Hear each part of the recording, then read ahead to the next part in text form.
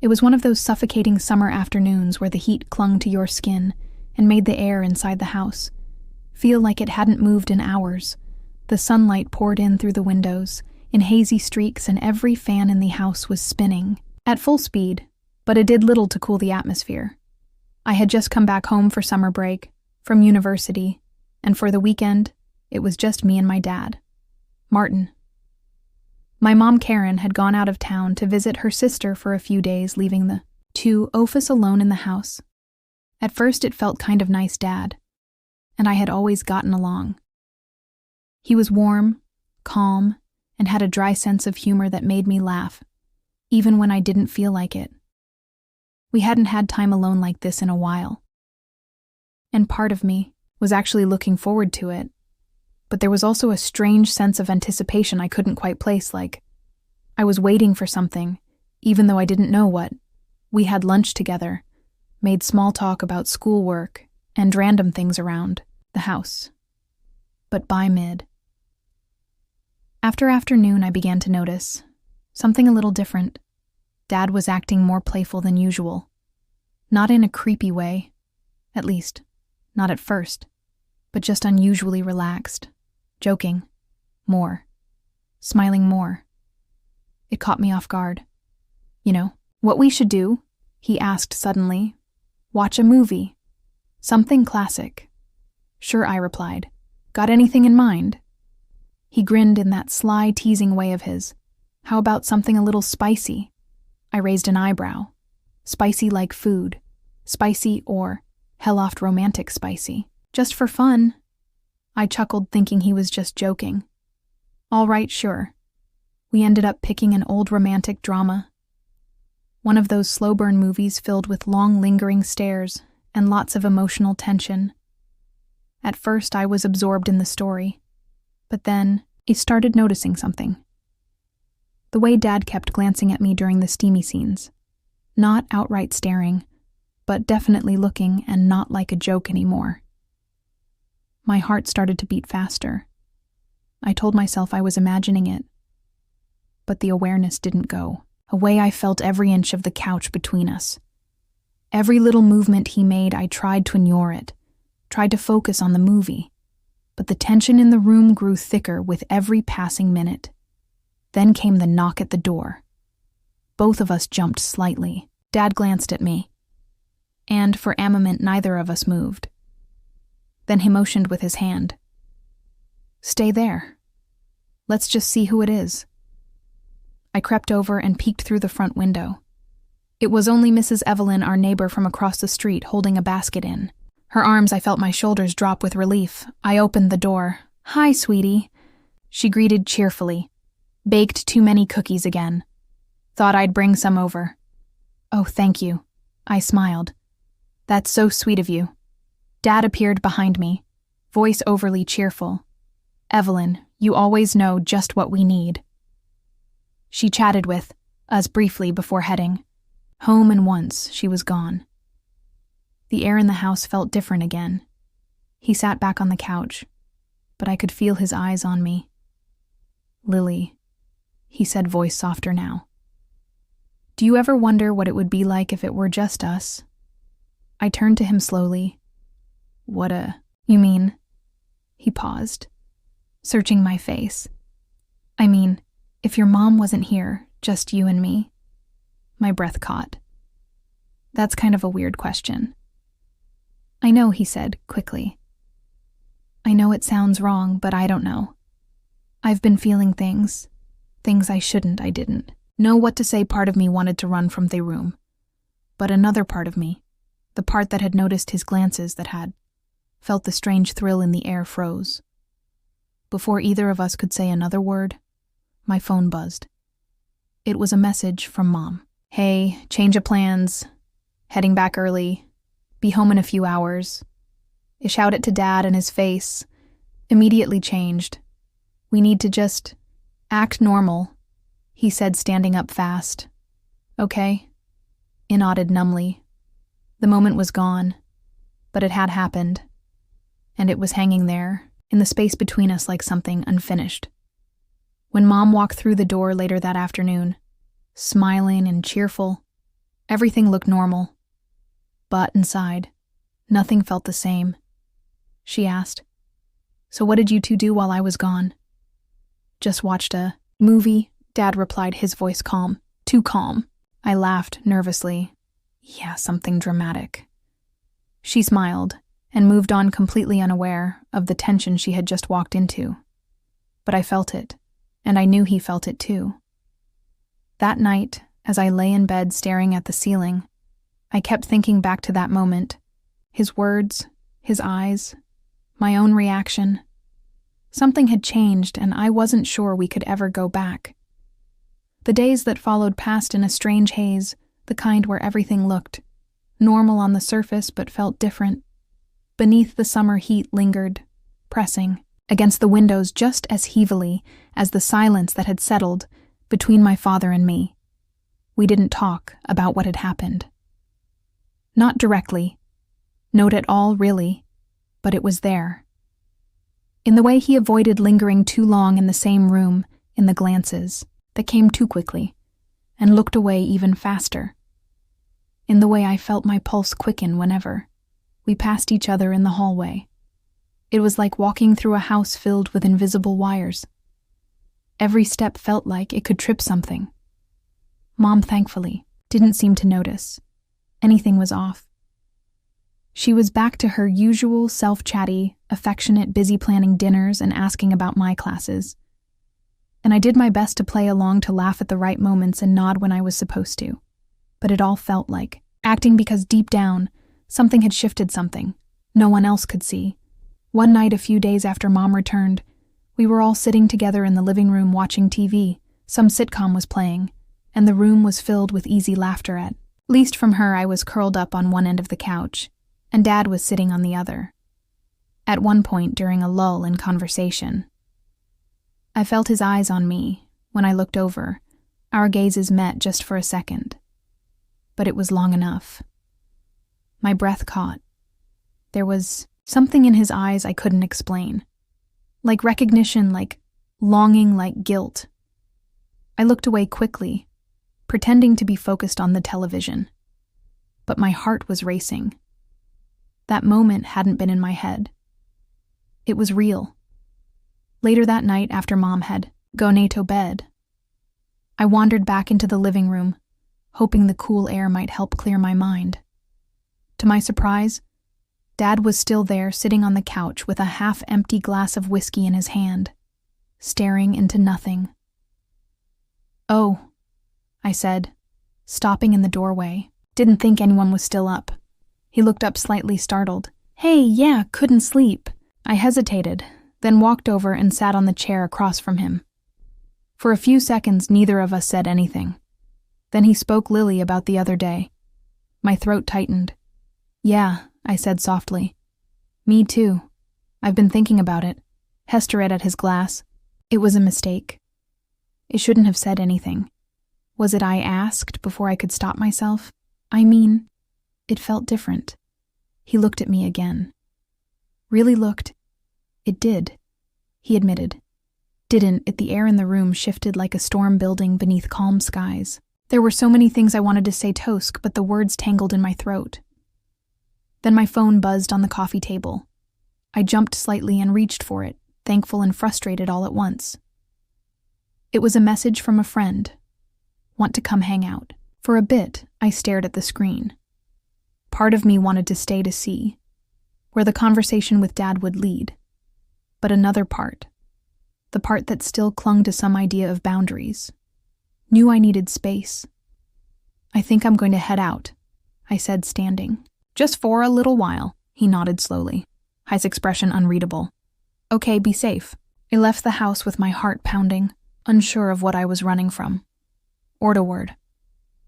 Later that night, when I returned, I found him still awake, sitting in the same spot, now reading a book. He looked up as I walked in. "How was it?" he asked. "Good," I replied. Sitting beside him, "Did you miss me?" I added, half joking. He chuckled softly, but there was a weight in his eyes that said more than his laugh did, maybe a little. I smiled, but inside I was spinning. Then came another interruption, a knock at the door. We both turned, startled. Mrs. Evelyn again, cheerful as ever, holding another basket of cookies. "Hope I'm not disturbing," she chirped. Dad stood up, greeting her with forced charm. I watched his eyes flick between her and me, something unspoken, lingering there. After she left, I turned to him, heart racing. "What were we talking about before?" He hesitated. "I don't know if we should talk about it." "Why not?" I asked, voice quieter now. "It's already out there." He ran a hand through his hair.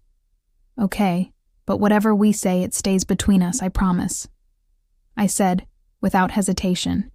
He looked at me carefully. "I feel something between us. Lily. I don't know what. It is, but it's there, and I can't ignore it anymore." "I feel it too," I whispered, surprising even myself. He reached for my hand and themament. Our fingers touched something. Inside me lit up. It was wrong, complicated, terrifying, but real. The days that followed felt like walking a tightrope with no safety net. My dad and I had crossed an invisible, line-spoken words that couldn't be unsaid, shared a touch that still tingled in my skin when I thought about it. We never mentioned it directly after that night.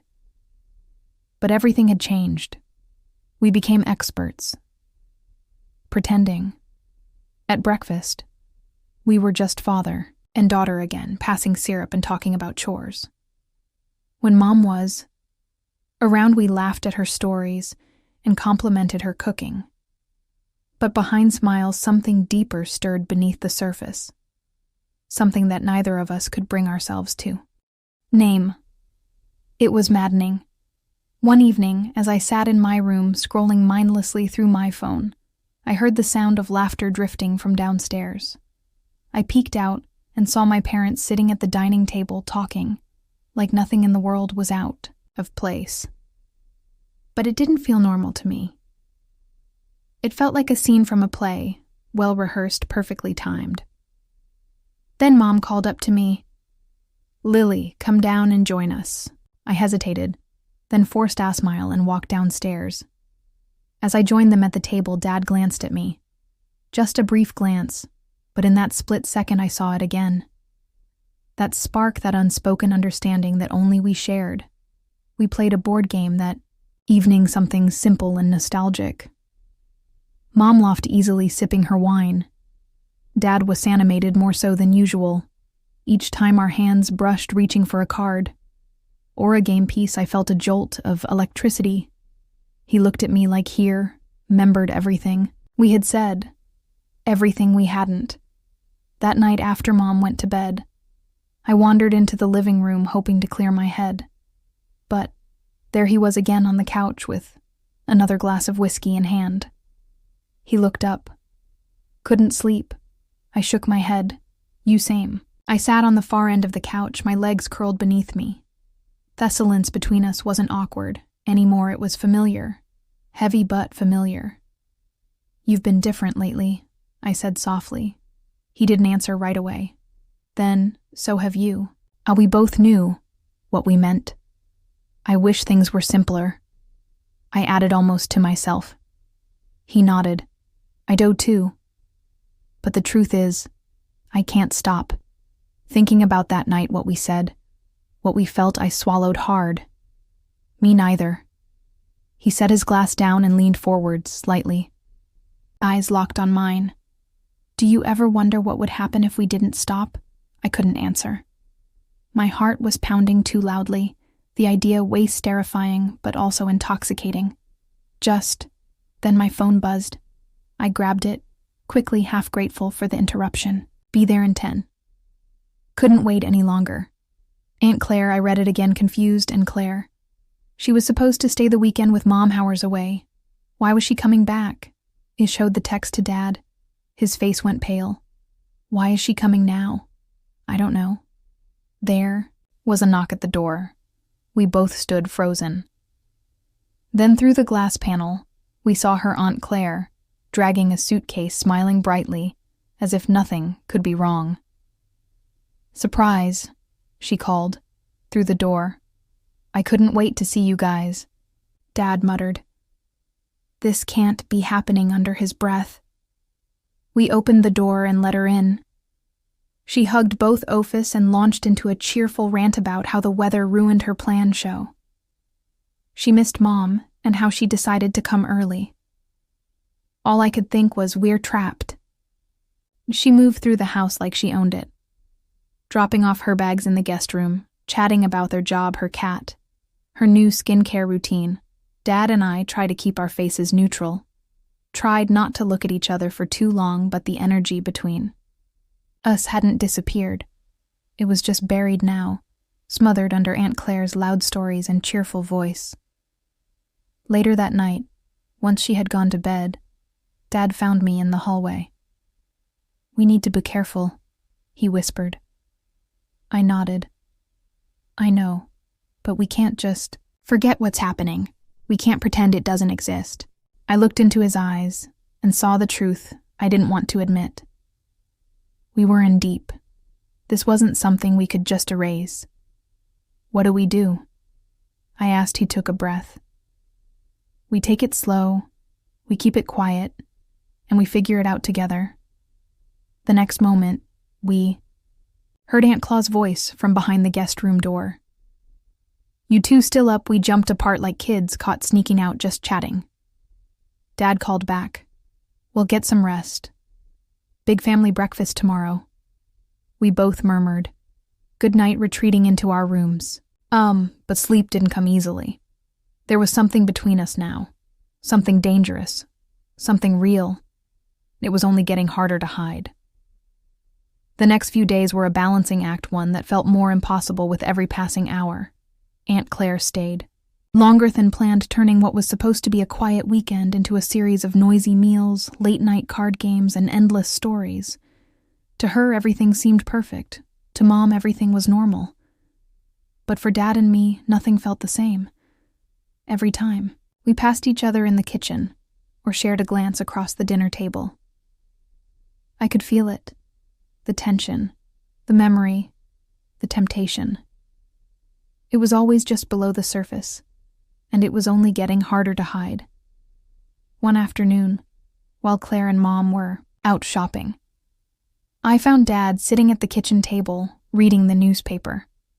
I stood in the doorway for a moment, unsure if I should say anything. Then I took a step closer. Dad, I said softly, we need to talk. He looked up. Setting the paper aside, about you know what about? I replied, my voice trembling. He nodded slowly and gestured for me to sit. I can't stop thinking about it, I admitted, eyes fixed on the floor. And I don't know what that says about me. He leaned forward. It says, you're human and you're not alone. I think about it too. What if she suspects something she might? He said quietly. But she doesn't know anything for sure. We sat there in silence, the weight of our feelings pressing down on both of us. What if we just explored it? I said finally, just to see what it means. His eyes widened.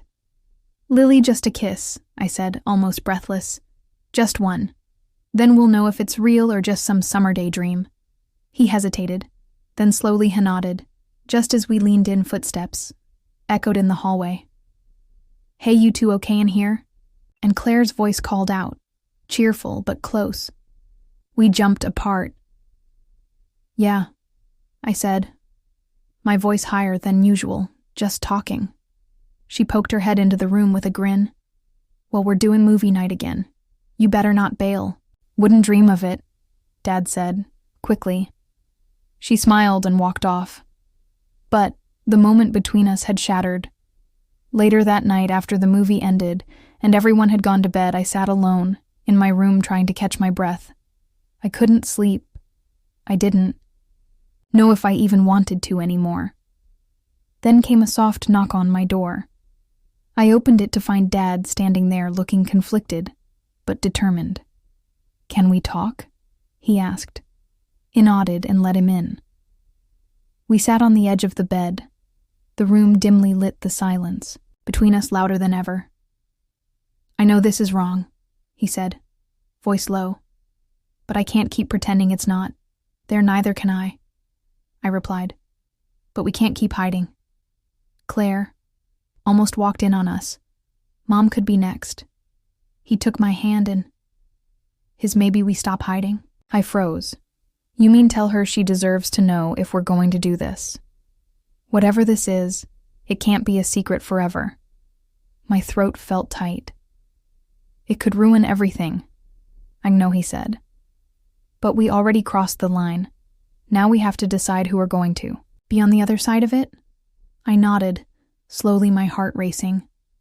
The next morning, after breakfast, we asked Claire to give us a moment alone with Mom.